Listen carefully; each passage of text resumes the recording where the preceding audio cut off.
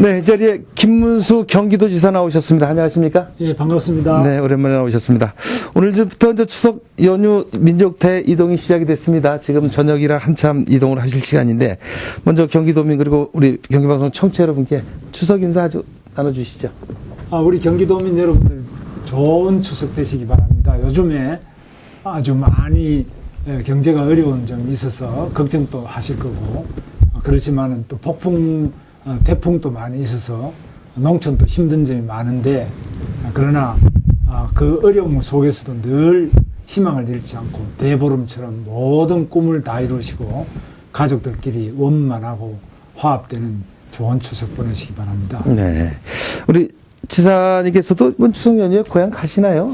저는 우리 큰 집이 서울에 있어서 서울 큰 집에 가서 차례를 모시고 네. 또 나머지는 우리 집에서 또 여러 가지 생각도 하고 좀 쉬고 그렇게 할 생각입니다. 이번 추석 연휴 기간 중엔 그럼 집에만 계시고 다른 활동은 안 하시나요? 뭐 어제는 이제 택시도 하고 여러 가지 주변에 시장도 좀 다니고 그렇게 합니다만 기본적으로는 큰 업무는 특별히 없습니다. 네. 이 추석 연휴에 지금 차에서 귀성길에 오르신 분들 차가 밀려서 답답함도 있으실 겁니다. 경기도민이 좀 편안한 귀성, 편안한 귀경길에 오를 수 있도록 또 경기도에서도 여러 가지 대책들을 마련하고 있지 않습니까? 교통대책도 마련이 됐죠? 그렇습니다. 네. 우리 추석 때는 보면 꼭 막히는 길이 많이 막히고 또 고속도로도 많이 막히기 때문에 제일 중요한 게 우회 도로를 많이 안내를 해드리는 게 중요하다고 봅니다. 그래서 우리 경기도의 국도나 고속도로도 우회하는 길을 마련을 해서 그 우회 도로의 입구에 입간판을 세워서 이리 가면은 어디로 갈 수 있다 이런 것들을 많이 안내판을 만들어서 우회 도로 안내도 많이 하고 있습니다. 네, 뭐 우리 김문수 지사께서는 택시 운전도 많이 하시고 그래서 이 도로에 관해서는 거의 다 통달하셨다 이렇게 봐도 될 것 같습니다. 통달이라고 하면 좀 그렇습니다만은 역시 도로 사정에 대한 관심이 우리 경기도민이 제일 많기 때문에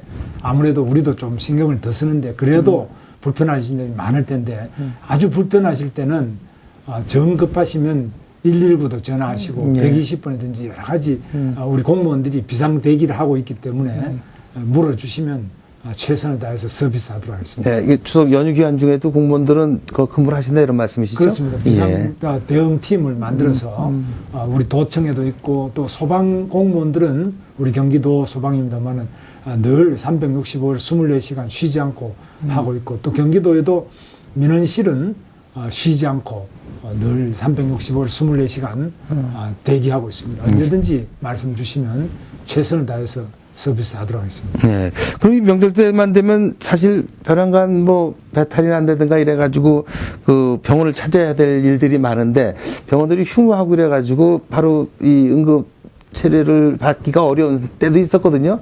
이제 그런 부분에 대해서도 응급의료 체계를 다 갖춰놨다는 얘기겠네요. 그렇습니다. 병원만이 아니라 약국도 또 비상 당번을 만들어가지고 대기 중에 있고요.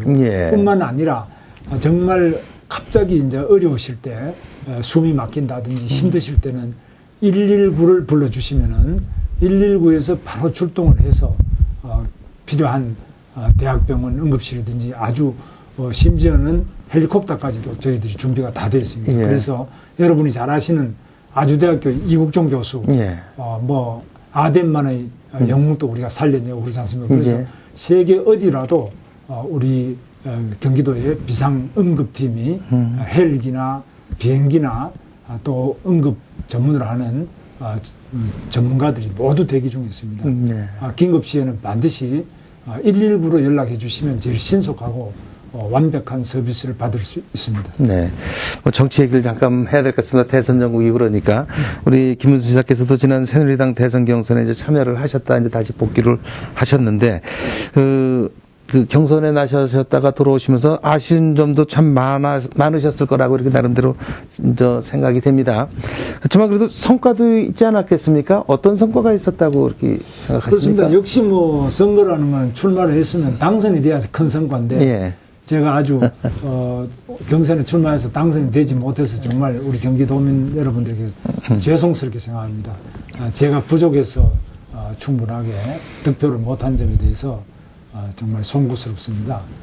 그러나 이제 이 선거 과정에 우리 경기도의 여러 가지 현안 문제, 규제를 풀어야 된다든지 지방자치를 강화하자, 또 GTX 문제든지 이런 여러 가지 문제를 집중적으로 말할 수 있고, 또 이런 부분이 경기도를 넘어서서 전국적인 주요 관심거리로 보도도 되고, 이런 점들은 나름대로 좀 성과가 있다고 생각합니다. 예, 그런 부분들이 말씀하신 것들이 이제 이 대선 과정에서 어떤 후보들의 공약이나 이런 거로 해서 표출이 되겠습니까? 그렇지, 뭐 저희들의 공약은 경기도의 주요 현안, 아까 말씀드린 것처럼 과도한 규제를 고친다든지 GTX나 여러 부분에서 주요 현안에 대한 것은 우리들이 모두 다 정리해서 대선 후보의 공약 건의사항을 만들어서 각 정당, 각 후보별로 일찍 지금부터 한 4, 5개월 전에 다 보내놨습니다. 그래서 경선 때 제가 직접 하는 것만이 아니라 각 정당, 각 후보의 캠프에 서면으로 모두 다 요청해서 보내놨습니다. 그렇지만 아쉬운 점이 있다면 이제 현직 광역단체장 신분으로 당내 경선 운동에 참여하다 보니까 초반부터 뭐 사퇴론 뭐 이런 것 때문에 상당히 뭐 아직까지도 끝나진 않았지만 그런 논란에 많이 휩싸이지 않으셨습니까? 어떻습니까? 사실 이 광역단체장의 그 신분으로서 그 당내 경선에 참여하는 건 법적으로 보장이 됐는데 이게 논란이 된다는 게 조금 말이 좀 안 맞는 것 같습니다. 어떻게 생각하십니까? 그 우리나라는 아무래도 이제 국회의원들이 법을 만들고 국회의원 중심으로 대통령이 많이 되어 왔기 때문에 국회의원은 대통령 후보로서 마음대로 선거운동도 하고 정치적 발언도 하지만 단체장, 뭐 도지사라든지 시장 이런 사람들은 뭘 공무원이라고 해서 못하게 하는 게 많아요. 공무원이야 사실 국회의원도 다 공무원입니다. 그러시죠. 그러나 이 단체장들은 못하게 되는 게 많은데, 미국 같은 경우를 보면은 주지사나 상원의원이나 똑같은 그 권한과 또 발언이 가능하고요. 또 실제로 지금 오바마 대통령은 상원의원 출신이지만은 지난번 부시라든지 대부분의 대통령은 주지사 출신이 많습니다. 그만큼 행정 경험이 많기 때문에 대통령직을 수행하는 데 유리한 점이 많이 있죠. 그런 점에서는 여러 가지로 우리나라 아직 정치 제도가 좀 발전해야 될 여지가 많다고 봅니다. 그렇습니까? 요즘 그 어느 정도 야당까지도 대선 후보가 결정이 돼서 이제 한참 대선 전국입니다. 그 지도자상을 좀 얘기한다면 어떻게 평을 하실 수 있으시겠습니까? 뭐 다들 잘 이제 하시겠습니다만은 결국은 국민들 마음에 들어야지 대통령이 되는 건데 국민들 마음을 어떻게 잘 받아들일 수 있느냐, 이런 점이 이제 제일 중요한 점이고요. 그게 이제 민주주의 핵심이니까 그 점이 제일 중요하고, 두 번째는 이제 우리 국가가 필요한 과제, 우리 국가가 어떻게 하면은 평화롭게 또 선진국으로 남북 간에 통일이 되고 다들 원만하게 화합해서 잘 살 수 있겠느냐, 이런 올바르고 확고한 비전을 제시를 해야 되는데, 그런 점에서 이제 국민들이 잘 판단해 주시는 것이 중요하다고 보고 있습니다. 우리 지금 김문수 지사께서도 지금 당적이 새누리당 그대로 갖고 계시지 않으십니까? 그렇습니다. 그러면 이제 새누리당 후보가 되셨는데 뭐 논란이 있었습니다만 뭐 돕겠다 안 돕겠다 해가지고 공무원 신분으로서 할 말이 아니다 이런 얘기도 나오고 그랬는데 어떻게 보고 계십니까? 뭐 경선에 제가 출마를 했기 때문에 승자를 돕는 것이 패자의 기본적인 덕목이라고 저는 보고 있습니다. 그래서 저는 박근혜 후보하고 경쟁을 해서 제가 졌기 때문에 당연히 박근혜 후보를 지원하고 지지하는 것은 그때도 즉시 발표를 했지만 기본적인 당인으로서의 도리다 이렇게 보고 있습니다. 그 신분 내에서 도울 수 있는 건 도우시겠다 이제 이런 말씀이시죠? 그렇습니다. 물론 이제 법적인 테두리 내에서 하는데 지금 또 당에서는 선대위 의장이나 이런 걸 맡아달라고 하는데 제가 선관위에서 해석을 받아서 가능하다고 하면은 하겠다 이렇게 말했습니다. 그냥 뭐 할 수가 없습니다. 왜냐하면 선거법을 고려해야 되기 때문에 그런 점에서 선거법의 범위 내에서 최대한 도와야 되는 걸로 생각합니다. 당원으로서 활동을 하시겠다 이런 말씀이네요. 어쨌든 이번 새누리당 경선에서 우리 김문수 지사께서 이제 의미 있는 성적을 거두셨습니다. 그러니까 아쉬움이 크실 텐데 앞으로 이 정치 일정만 놓고 본다면 어떻습니까? 5년 후에 또 준비를 어떻게 하시는 겁니까? 어떻습니까? 그렇죠. 그 점은 뭐 기본적으로 정치를 하는 사람이 대통령을 한번 해보고 싶다는 그 마음은 다 있겠는데 네. 얼마나 이제 할 수 있느냐 이런 점에서 저도 최선을 다하겠습니다만 결국 결정은 우리 국민들이 내리시는 거기 때문에 예. 겸허한 마음으로 최선을 다해서 노력을 하도록 하겠습니다. 하지 않으시지는 않겠다 이런 말씀이시네요. 네. 네, 경기도정에 대해서도 좀 말씀 좀 여쭙겠습니다. 수도권 광역급행철도, GTX 또 유니버설 스튜디오 코리아 리조트라고 그러죠. USKR이라고도 그러는데 이런 대형 사업에 대한 국비 확보가 좀 잘 안 되고 있다 이제 이런 지적들이 나오고 있습니다. 어떻습니까? 이 정부나 국회 의 설득 작업이 어떻게 좀 잘 진행이 되고 있는 겁니까? 어떻습니까? 지금 GTX는 국가 기간 철도망 사업에 포함이 되어 있습니다. 예, 예. 그래서 국토부에서도 타당성 검사가 통과가 됐는데 돈을 담당하고 있는 기획재정부의 예비 타당성 조사를 지금 KDI가 예. 지난 6월까지 끝내게 돼 있는데 못 끝내고 또 9월까지 연기를 했다가 지금 바로 이제 9월 말이 되지 않습니까? 예, 그렇습니다. 그래서 결정이 아직 안 내리고 있는데 제가 알아보니까 대통령의 임기 말이기 때문에 이런 대형 국책 사업, 그야말로 10조 이상이 들어가는 대형 국책 사업을 임기 말에 결정하기는 좀 부담스럽지 않나요? 그래서 조금 여러 가지로 신중하게 지금 검토를 또 하고 있는데 이 GTX 사업은 아시다시피 수도권에 필요한 것만이 아니라 세계 최고속, 최첨단의 신개념 광역 급행철도이기 때문에 프랑스에서도 이미 이 부분을 자기들이 원용해서 적용하려고 하고 있고 또 중국 같은 데도 천진과 북경 사이에 광역 고속 급행철도를 개설하는 이런 여러 가지 노력을 기울이고 있습니다. 그래서 우리 대한민국이 이 철도 부분에서 GTX처럼 획기적인 신개념 광역 고속철도에 빨리 투자를 해서 조기 완공하는 것이 수도권만이 아니라 대한민국 국토 전체와 또 SOC 발전에 크게 기여할 수 있다고 저는 생각합니다. 네. 그러니까 중앙정부와의 협의가 계속 잘 이루어져야 되는 일 아니겠습니까?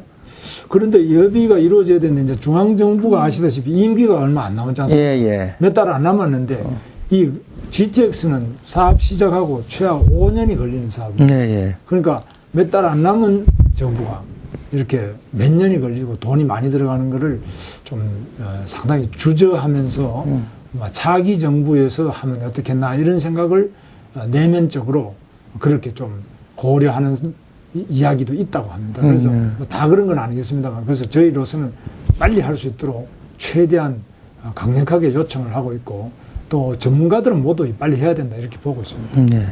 이게 무슨 뭐 지방자치단체에서 해결할 일은 아닌데 요즘 이 전체적으로 시장 경제, 부동산 특히 경제가 침체가 되면서 상당히 도민들이 심적으로 다 많은 부담을 갖고 허탈감을 갖고 그렇습니다. 부동산이 좀 다시 살아나서 좀 경기가 더 활성화되고 이런 부분들이 좀 기대하고 고대를 하는데 이런 부분에 대해서 경기도 차원의 어떤 좀 대책도 좀 나와야 되는 거 아니냐 이런 목소리가 있거든요. 어떻게 생각하십니까? 그렇습니다. 우리 경기도가 지금 미분양 주택도 제일 많고요. 예, 예. 부동산이 가장 어려운 지역이 우리 경기도 지역입니다. 예. 그래서 우리 도 세금도 약 50% 이상이 부동산의 취득세 부분이 많습니다. 예. 그런데 부동산 거래가 없기 때문에 이 세금이 안 거칩니다. 그래서 세수 자체가 거의 한 20%더 줄어든 정도로 이렇게 힘든 상황이었습니다. 그래서 저는 뭐 계속 중앙정부에다가 토지 거래 허가구역을 해제해달라. 지금 뭐 부동산이 과열이 아니라 완전 침체되어 있는데 예. 여기 무슨 또 허가구역이 또 필요하냐. 풀어달라 그래서 일부 풀었는데 아직도 남아있는데 이거 계속 다 해제해달라고 요청하고 있고요. 그 다음에 이제 DTI라든지 뭐 여러 가지 이런 은행의 예. 금융규제 이런 것도 많은데 사실 부동산 지금 투기할 사람도 없고 거래 자체가 없습니다. 예. 그래서 이런 부분에서 정부가 지나치게 소심하게 하지 말고 좀 해달라. 그다음에 세 번째로는 중앙정부가 가지고 있는 각종 토지 관련된 인허가권을 지방에 과감하게 이양을 좀 해라. 지방의 실정에 맞춰서 해야지. 이걸 전부 부동산 뭐 택지 개발이나 산업단지 개발이든지 도시개혁 이런 것들을 중앙에 계속 가져가서 도장을 받아야 되는 이런 식으로 하는 것은 이제는 지방자치시대에 좀 너무 완화가 돼야 되는 거 아니냐. 그렇게 요청을 하고 있습니다. 네. 이 도민들이 볼 때는 그냥 도지사님은 뭐든지 다 하실 수 있는데 지금 말씀하시는 거 보면 전부 중앙정부 때문에 못되고 중앙정부가 안 해줘서 못하고 전부 이렇습니다. 그게 그 지사님이 하시는 일이 이렇게 적습니까? 지금 뭐 부동산 부분은 아시다시피 세계적으로 지금 어렵습니다. 특히 우리나라는 애를 안 낳지 않습니까? 예. 출산 자체가 줄고 또 결혼도 안 하고 뭐 이런 상태가 되기 때문에 여러 가지 면에서 부동산에는 아주 그 조건이 나쁩니다. 예. 그러나 이것에 대해서 현장의 실정에 맞게 해야 되는데 너무 중앙에는 과거의 부동산 과열 투기 이런 생각만 우려를 해서 자꾸 규제를 하고 대출 규제 뭐 부동산 규제를 과하게 하고 있다 이렇게 보고 있습니다. 네. 이렇게 지금 말씀하신 대로다가 세수가 취득세가 좀 차지하는 비율이 지방세 차지하는 비율이 50%나 되는데 이게 부동산 거래가 이루어지질 않으니까 세수가 한 20% 정도 준다 이렇게 말씀하셨거든요. 그렇습니다. 그럼 상당히 경기도의 재정에도 상당한 압박을 많이 받으시겠습니다. 그렇습니다. 지금 그래서 원래는 뭐 추경을 정액 추경이 아니라 감액 추경을 해야 될 정도로 아주 어려움을 처하는데 그렇다고 해서 지금 빚을 내게 또 나중에 다 우리 후배들이 갚아야 되지 않습니까? 그래서 빚은 못 내고 하여튼 공무원들이 씀씀이를 줄여서 대응을 하고 있습니다. 그럼 이렇게 자정기 압박받고 이러면 임기 후반기 임기가 이제 절반 정도 남았는데 후반기에 그 지사님 공약 사업도 차질을 빚는 거 아니겠습니까? 그렇습니다. 뭐 또 재정이 어려워서 차질도 있겠습니다만 지금 유니버설 스튜디오 같은 경우 롯데가 이제 주로 주 간사 기업인데 롯데가 얼마나 현금이 많은 그런 기업이었는데 롯데도 요즘에 해외 부동산 개발한 것이 잘 안 팔려가지고 재정에 상당히 어려움을 겪고 있다고 합니다. 그래서 큰 사업을 하기에는 여러 가지로 세계 경제와 또 우리나라 대기업 또 우리 도의 재정, 국가 재정 전체가 상당히 어렵습니다. 지금 세계적인 이 경제 위기 상태에 있기 때문에 온 국민들이 더 이제 근검 절약하면서 새로운 도약을 할 때까지 좀 더 많은 긴축 재정 해야 될 것 같습니다. 긴축 재정은 당장이 뭐 허리띠를 졸라매는 했는데 뭐 마른 수건도 다시 짜야 될 형편인 것 같은데 그래도 중앙 정부가 조금만 지원해주면 뭘 좀 어떻게 해볼 수 있을 것 같은 여력이 있다는 생각이 들 텐데 중앙 정부가 지금 당장 좀 뭐 경기도에 좀 해줬으면 하는 바람이 있다면 어떤 게 있을까요? 돈 들지 않고 하는 것이 중앙 정부가 지나치게 경기도에는 규제를 많이 하고 예를 들면 경기도에 있는 과천청사부터 공공기관이 52개가 지방으로 내려가는데 그 공공기관이 빠져나간 그 자리는 정비발전직으로 해서 수도권 정비계획법 적용을 안 하게 돼 있는데 약속을 다 했습니다. 해놓고도 지금 안 지키고 있습니다. 그래서 수도권은 잘 사니까 계속 규제를 한다고 해서 막으니까 오히려 지금은 부동산 경기는 지방보다 우리 수도권이 더 어렵습니다. 특히 서울은 또 그런데 괜찮은데 경기도가 가장 이 부동산 경기 침체의 영향을 많이 받고 있습니다. 그래서 이렇게 시장이나 택시 운전을 하다 보면 그런 걸 피부로 많이 느끼시죠? 그렇습니다. 손님이 없죠. 손님이 거의 없다시피 하고 그러는데 어쨌든 이런 상황에서도 우리 김문수 2기 도정 이제 반환점을 돌았습니다. 후반기 도정 핵심 또 이건 어디에 초점을 맞추실 계획이십니까? 경제가 지금 어렵기 때문에 제 임기 남은 2년 동안 어려운 분들을 긴급하게 도와드리는 위기 가정에 대한 무한 돌봄 사업을 더욱 강화할 것입니다. 두 번째로 일자리가 제일 문제입니다. 그래서 저는 더 많은 좋은 기업이 경기도에 넓고 사람이 많이 우수한 사람이 살고 있는 이 땅에 와서 사업을 펼칠 수 있도록 투자를 많이 유치를 해서 기업이 좋은 기업을 많이 빨리 해서 뭐 삼성, LG 이런 데 지금 많이 하고 있습니다만 세계적인 좋은 기업 많이 유치를 해서 일자리 많이 만드는데 주력을 하도록 하겠습니다. 요즘 경기도 내에서 강력 사건들 또 여성을 상대로 한 이런 폭력 사건들이 상당히 많이 발생을 하고 있습니다. 물론 경찰에서 해야 될 일인데 도지사로서 또 도민들을 살펴야 되는 입장에서 이런 치안 문제 걱정 안 하실 수가 없을 것입니다. 또 더군다나 이번에 이제 추석 연휴가 끼고 이러다 보면은 이런 방범 같은 것들도 신경 쓰셔야 될 텐데 그런 쪽에 대한 관심, 또 CCTV나 이런 것들은 어떻게 갖춰지고 있습니까? 어떻습니까? 그렇습니다. 우리 경기도는 이제 땅이 서울보다 17배나 넓고요. 네. 서울 인구와 대전 인구를 합친보다 인구가 더 많이 살고 있습니다. 그러나 경찰력은 서울보다 훨씬 한 5천 명 이상 적습니다. 예. 그래서 항상 우범자들이 이 경기도에서 여러 가지 그 안 좋은 일을 할 가능성이 높습니다. 그래서 예. 우리는 이 부족한 경찰력을 보완하기 위해서 CCTV가 매우 중요하다. 그래서 예.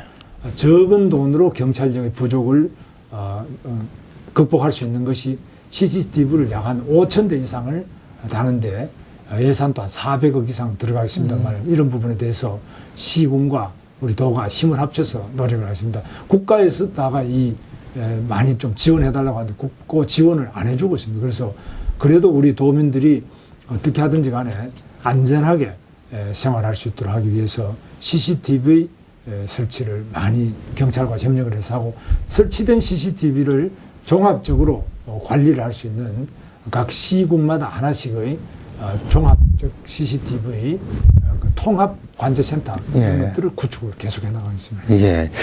지사님 모시고 바로 말씀 들어야 되는데 좀 아쉽습니다. 오늘은 여기까지만 들어야 될 것 같습니다. 다음 시간에 다시 한번 모셔서 말씀을 들어야 될 것 같고요. 예, 많은 분들이 지금 이 시간에 이제 기성길에 올라 있을 시간이십니다. 끝으로 못다 하신 말씀 있으시면 마무리 인사 삼아서 한 말씀 해주시죠. 여러분들 정말 고향에 또 친지 가족들을 만나 뵙기 위해서 가시는 그 발걸음 자체가 매우 설레이실 겁니다. 보름 달보다도 더 둥글고 더 밝은 만남과 또 소원 성취가 다 이루어지시는 좋은 한가위 되시기 바랍니다. 늘 행복하고 건강하십시오. 감사합니다. 네, 지금까지 김문수 경기도지사와 함께 말씀 나눴습니다. 김문수 지사님 넉넉한 추석 되시고 오늘 말씀 고맙습니다. 감사합니다.